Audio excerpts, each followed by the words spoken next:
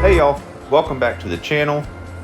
As mentioned on the last episode, what we're trying to do this time is set the poles for the dock, make sure that everything's plumb, and we also have some additional fish habitat that we weren't planning on building previously that we're getting around to in this episode. We again had more stuff lying around, so we're trying to put use to what we have before this thing fills up. You can see here that my neighbor Brian and one of his friends, they're both linemen. They have experience setting these poles and they also have the equipment to do so.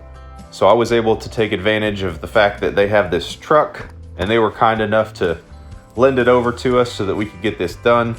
They were able to drill these holes with the auger on that truck, and without having to move the truck, still able to winch over the poles and set them into the holes that they just dug. This is awesome because those poles, some of them were 200 or 300 pounds, so there's no way that I was going to be able to lift those and carry them over there myself, especially with the steep of a grade that it is on the pond bank. That would have made it very difficult. What you see me doing here is mixing some post foam. This is a part A and B material. Basically, when you mix them together, they create a chemical reaction. And that chemical reaction is basically a spray foam, same thing you'd use in the wall cavities of your house, closed cell for this particular case. The benefit here is that it cures within 15 minutes versus concrete, which takes 12 to 24 hours for a standard bag of Quikrete. On top of that, if you're using this outside of a pond where it's not going to be submerged 24/7, this post foam is great for fence posts, for example, because it doesn't wick moisture through it like concrete does.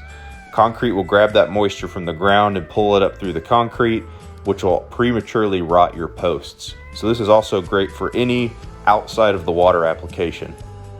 Within 15 minutes, this stuff should be as hard as concrete without the drawbacks that concrete provides, as well as it's easier to tote around. These two part A and part B jugs right here probably weighed 15 pounds. And they were enough to do 3 or 4 of these posts. I would have needed probably 10 of the 60-pound Quikrete to do this same job. And instead of this weighing 600 pounds, it weighs the 15 pounds.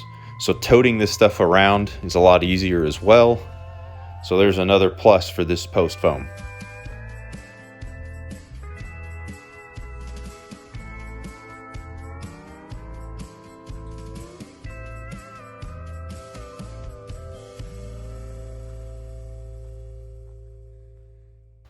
The next thing we got here is chopping the tops off of them with the chainsaw.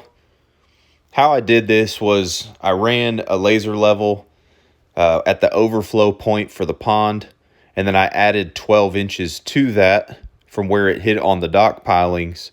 That way, this will ensure that the dock is never actually underwater. We have that 12 inches of variance between where the overflow starts for the pond and where the bottom of the dock will be.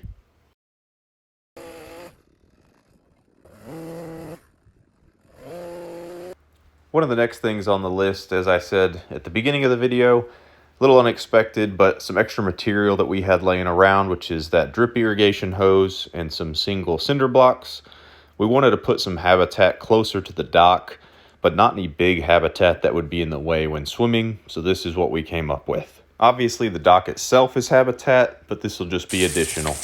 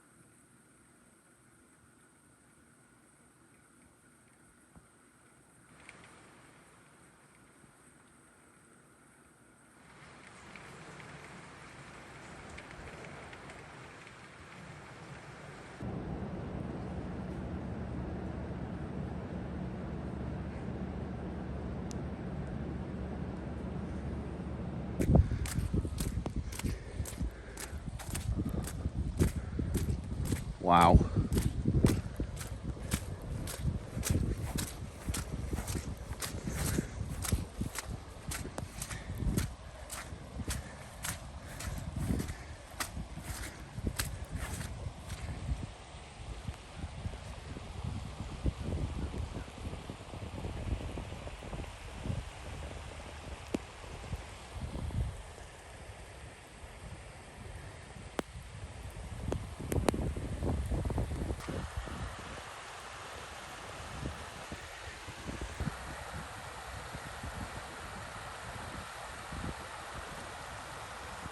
To say this much rain was unexpected would be an understatement.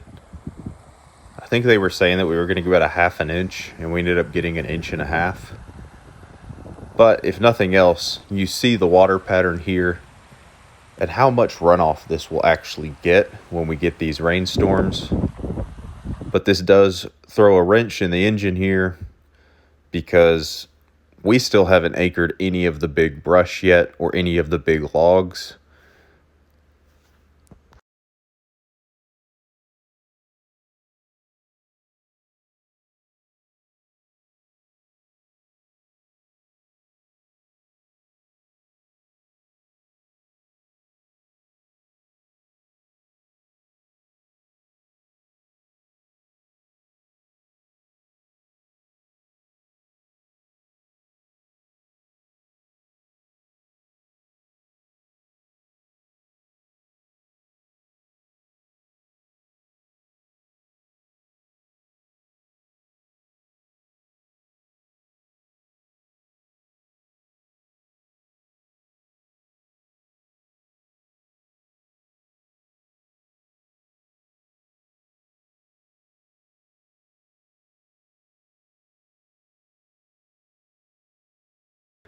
After realizing that some of that post foam was a little gooey still when this rain hit, I ran to the shop and grabbed a bunch of the concrete bags we had lying around from building this habitat and started just ripping them and throwing them in the holes and hoping for the best.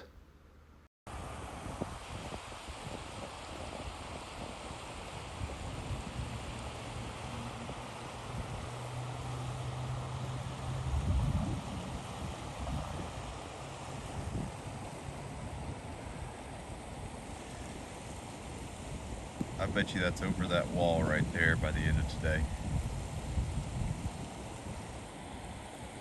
In the presence of that rainstorm, I decided I was going to go through and brace all of the pier poles for the dock because I didn't want them shifting around and losing plumb. I did not get the camera out for that because it was still raining in the process and I was just trying to make it through. As you can see, it clearly came over that wall that I said it was going to, and this was all the rain we got after just over an inch. Unreal how much this pond is going to catch.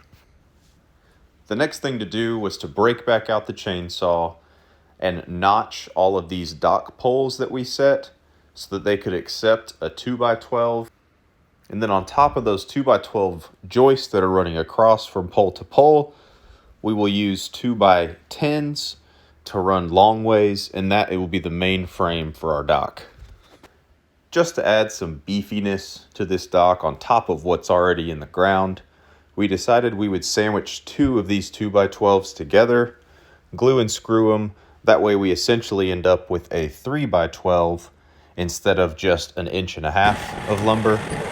This will prolong the life of the dock by giving it extra rigidity. And then on top of those 2x12s, we'll also use joist tape to ensure that we get the longest life out of these pressure treated boards as we can.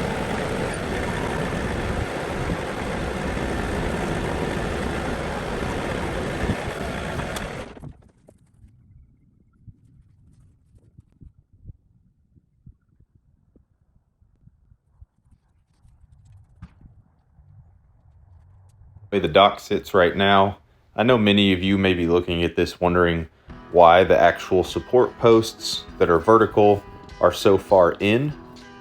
The reason for that is because I wanted to basically have the deck cantilever on all sides.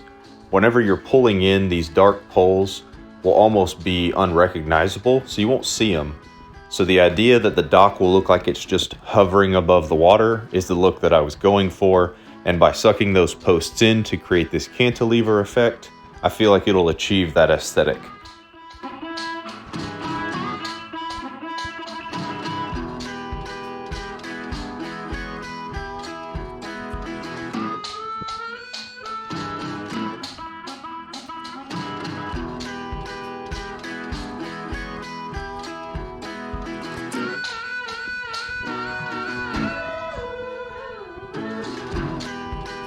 We appreciate y'all coming back to watch this episode on the 2-acre pond build and the start of this dock. On the next episode, we'll be throwing whatever else we can at this dock to get it done and make it usable and handle whatever else life throws our way. We look forward to catching you then.